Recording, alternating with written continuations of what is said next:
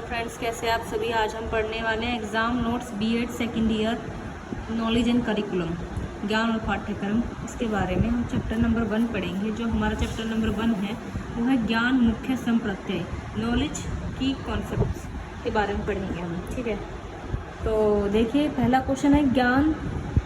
चलिए, क्वेश्चन पढ़ने से पहले एक रिक्वेस्ट है आपसे कि आपको वीडियो अच्छा लगता है और मेरा समझाया हुआ समझ आता है तो नेक्स्ट बच्चे को भी फॉरवर्ड कीजिए ताकि वो भी एग्ज़ाम्स की तैयारी अच्छे से कर पाए।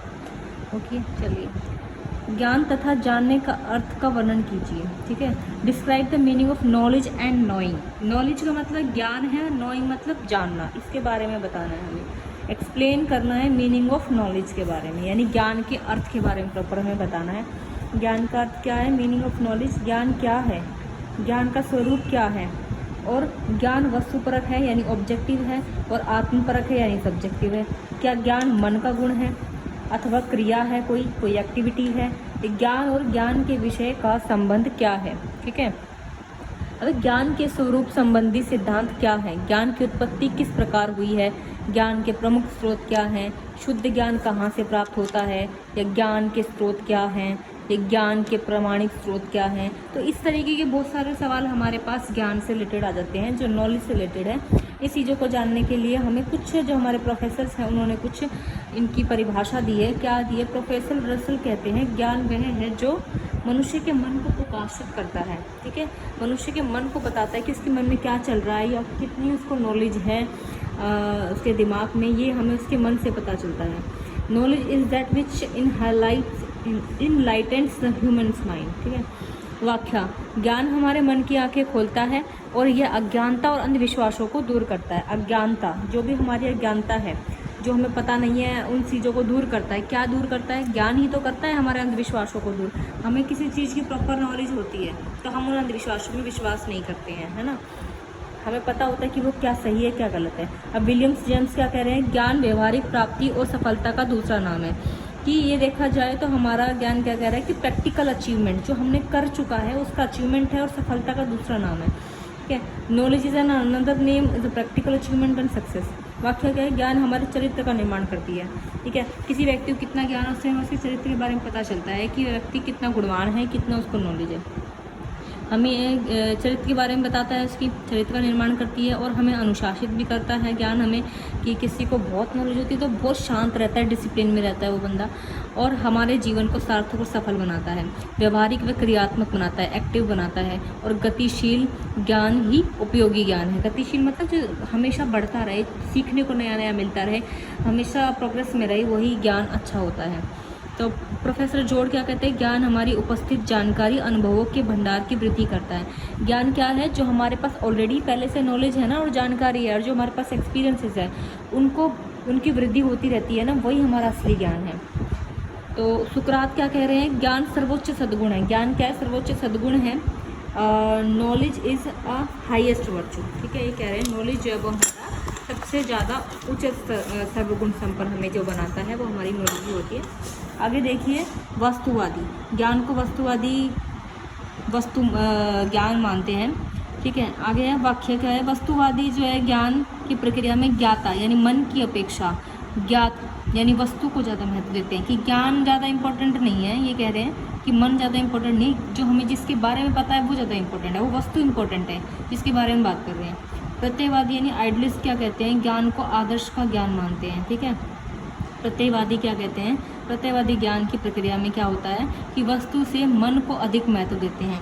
अब प्रत्ययवादी ज्ञान में क्या है कि मन को अधिक महत्व देंगे वस्तु के अकॉर्डिंगली, उस वस्तु के बारे में बात करें, उस वस्तु की ज़्यादा इंपॉर्टेंस नहीं है, हमारा मन क्या कह रहा है उस वस्तु के बारे में, वो चीज़ को इंपॉर्टेंस दी जाती है। जबकि कुछ ज्ञान मीमांसक ज्ञान के लिए वस्तु की उपस्थिति अनिवार्य मानते हैं, कि वो वस्तु उपस्थित होनी चाहिए जिसके बारे में हम ज्ञान दे रहे हैं, जिसके बारे में हम बता रहे हैं।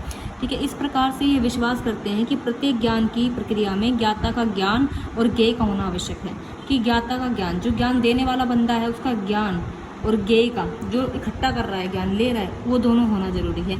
Every knowledge is a knowledge of both knower and known. ठीक है, जानने वाला और जो जान दे रहा है ज्ञान, वो दोनों का होना अनिवार्य है।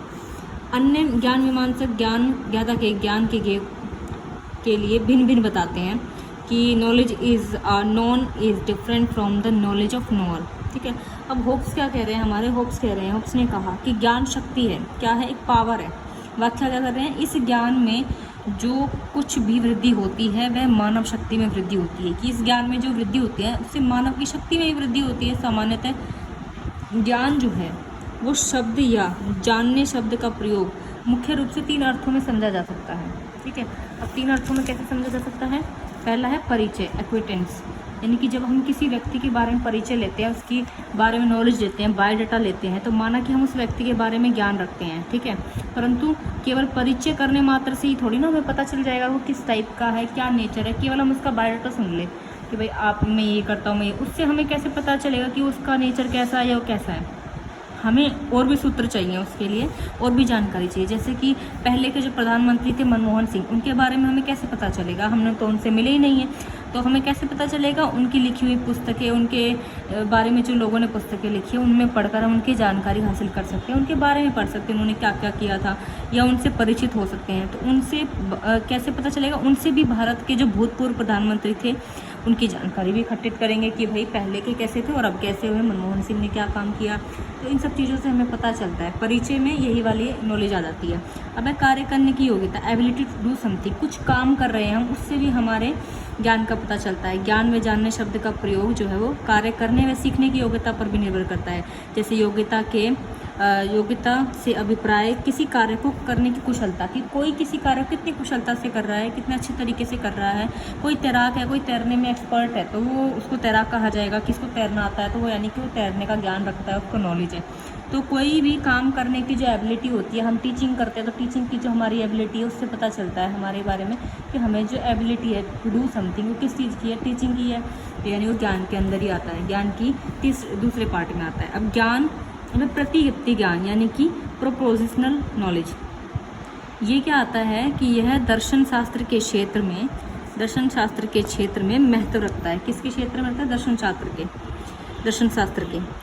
जैसे कि हम जब देखते हैं कि हम जानते हैं या जानकारी रखते हैं, तो इसका अर्थ यह हुआ कि हम किसी बात का ज्ञान रखते हैं। यानी हम कहते हैं कि हमें ये चीज़ के बारे में पता है या मुझे इसके बारे में जानकारी है, तो यानी कि हमने उसके बारे में पहले पढ़ चुका है, हम सीख चुके हैं। तो प्रतिज्ञप्ति ज्ञान वही होता है जिसके बारे में हम पहले से सीख चुके होते हैं या हमें कुछ नॉलेज होती है। जैसे मैं पढ़ना जानता हूँ, मैं तैरना जानता हूँ, मैं हारमोनियम बजाना जानता हूँ या मैं डांस करना जानता हूँ, तो नॉलेज हमें पहले से है, तो इसलिए हम इसको क्या कहेंगे, प्रतिज्ञप्ति ज्ञान है, किसकी नॉलेज हमें पहले से है। तो यानी कि अब मैं ये काम आगे अच्छे से कर सकता हूँ। जानने का अर्थ क्या होता है, मीनिंग ऑफ नोइंग का मतलब होता है कि ज्ञान के स्वरूप के दार्शनिक अथवा तार्किक विश्लेषण का शब्द सिर्फ इस बात से है कि जब कोई किसी वस्तु के संबंध में कहता है कि मैं उसे जानता हूँ, या उसका तात्पर्य यह है कि किसी वस्तु का ज्ञान होना, कि सचमुच में उसके बारे में क्या पता है उसको। कब हम कह सकते हैं कि किसी वस्तु को, किसी चीज़ को हम जानते हैं, परंतु इस प्रश्न का कोई एक निश्चित उत्तर तो नहीं हो सकता। कभी कभी जब हम यह कहते हैं कि हम अमुक व्यक्ति को जानते हैं, यानी फलाने व्यक्ति को जानते हैं, इसका तात्पर्य यह हुआ कि हम उस व्यक्ति से परिचित हैं या उसके स्वभाव, सामान्य व्यवहार आदि के संबंध में हमें कुछ अनेकों बातें मालूम हैं। साधारण रूप से कहा जाए तो यहाँ जानने का अर्थ है परिचय होना, उसके बारे में नॉलेज होना। पर जानने का एक दूसरा अर्थ भी है जो तब सामने आता है जब कोई व्यक्ति इस प्रकार की बातें करता है कि मैं तैरना जानता हूँ, मैं पढ़ना जानता हूँ, मैं साइकिल चलाना जानता हूँ। तो इससे हमें पता चलता है कि उसको उस चीज़ के बारे में परिचय है, ठीक है। यहाँ जानने का अर्थ किसी कार्य करने की क्षमता का होना है, किसी कार्य करने की क्षमता का होना है जानने का अर्थ। जैसे कि तैरना जानने का अर्थ है कि तैरने की क्षमता का होना, पढ़ना जानने का अर्थ है कि पढ़ने की क्षमता का होना। दूसरे शब्दों में कहा जाए तो यहाँ कुछ जानने का अर्थ यह भी है जैसे कोई कार्य विशेष संपन्न होता है, इसीलिए अंग्रेजी में इसे नोइंग नाउन की संज्ञा दी गई है।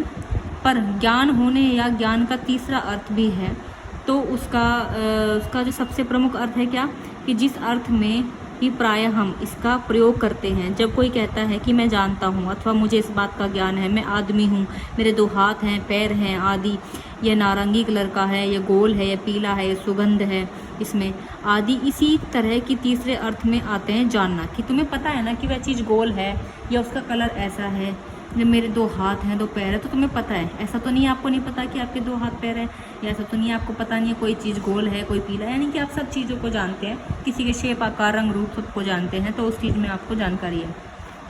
तो उसके बाद कोई एक प्रतिगिप्ति, यानी कि प्रतिगिप्ति मतलब पहले से आपको उसके बारे में पता ही है, कोई प्रतिगिप्ति उसके साथ जुड़ी हुई हैं, कोई उसके साथ कोई इंसिडेंट जुड़ा हुआ है, गोल चीज़ है कोई, तो उसके साथ कोई इंसिडेंट पहले का जुड़ा हुआ है, तो उस चीज़ से हमें उसका पहले का सत्य पता चलता है। जैसे कि नारंगी को जानने का अर्थ है कि यह जानना है कि उसके संबंध में उपयुक्त प्रकार की कुछ प्रतिगिप्तियाँ सत्य हैं, कुछ नारंगी से रिलेटेड कुछ बातें होंगी जो पहले की सत्य होंगी। वैसे हम हर प्रतिगिप्ति के पीछे सत्य है जोड़ते नहीं हैं, पर हमारा जो तात्पर्य यही है कि जैसे हम कहते हैं ना कि नारंगी सुगंधित है या ऑरेंज सुगंधित है या पुष्प के बारे में बात कर रहे हैं, तो प्रतिगिप्ति सत्य है ना।